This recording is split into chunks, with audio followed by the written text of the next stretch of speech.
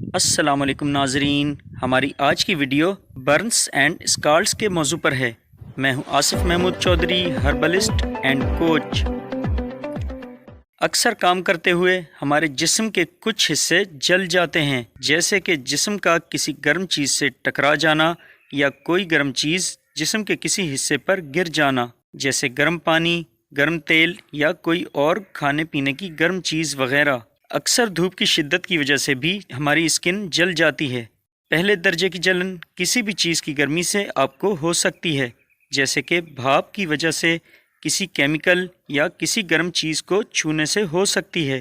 اس سے جلد سرخ، نرم اور سوجن کا شکار بھی ہو سکتی ہے، جبکہ دوسرے درجے کی جلن زیادہ تکلیف دہ چھالوں اور سوجن کی شکل میں نمودار ہوتی ہے، اور تیسرے درجے کی جلن اعصابی نقصان کی وجہ سے ہوتی ہے، جس میں تکلیف کی شدت تو کم ہوتی ہے، لیکن اس میں جسم کا متاثرہ حصہ بہت زیادہ سوجن کا شکار ہو جاتا ہے اور اس کے نیچے پٹھے اور باقی ٹیشوز بہت زیادہ متاثر ہوتے ہیں۔ اس صورت میں فوراً ہاسپٹل سے علاج کی ضرورت ہوتی ہے، جبکہ جلنے کی صورت میں زخموں کو فوری طبی امداد کی ضرورت ہوتی ہے۔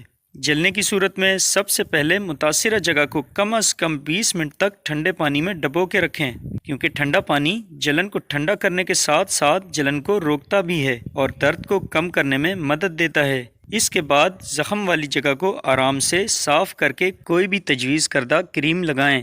اس طرح سے آپ بحفاظت اس جلے ہوئے حصے کا علاج کر سکتے ہیں۔ اگر آپ کے پاس ٹھنڈا پانی دستیاب نہیں ہے تو اس کی جگہ آپ فوری طور پر کوئی بھی ٹھنڈا لیکوئڈ بھی استعمال کر سکتے ہیں، جیسے کہ دودھ یا کوئی بھی ٹھنڈا جوس وغیرہ۔ اگر جلنے والی جگہ کے آس پاس زیورات یا کپڑے ہوں تو ان کو فوراً ہٹا دیں، کیونکہ بعد میں سوجن کی وجہ سے وہ حصہ پھول سکتا ہے اور یہ چیزیں تنگ ہو سکتی ہیں۔ جبکہ جلن والے حصے کو ٹھنڈا کرتے ہوئے یہ خیال لازمی رکھیں کہ کوئی بھی چھالا ٹوٹے یا نہ پھٹے، اور اگر چھالا کسی وجہ سے پھٹ بھی جائے تو اس جگہ کو اچھی طرح صاف کر کے اینٹی سیپٹنگ کریم لگا کر ڈھیلی ڈریسنگ کر دیں۔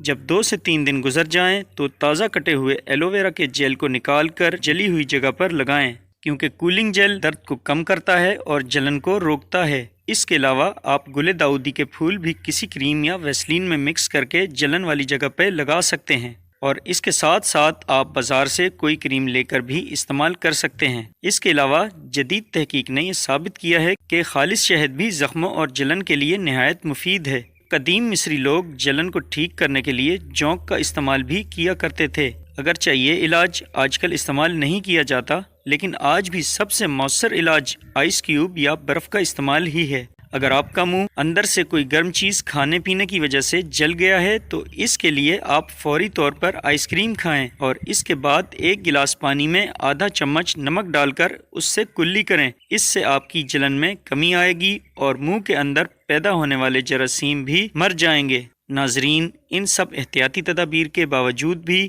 اگر کسی کو شدید جلن کا سامنا کرنا پڑتا ہے، جیسے کسی کیمیکل یا بجلی کے جلنے سے، تو فوراً 999 پر کال کر کے طبی امداد کے لیے ایمبولینس بلوائیں یا ہاسپٹل کی ایمرجنسی میں جائیں، اور اگر عام سی جلن کا سامنا ہے تو ویڈیو میں بتائی گئی احتیاطی تدابیر پر عمل کریں یا اپنے ڈاکٹر سے فوری رابطہ کریں۔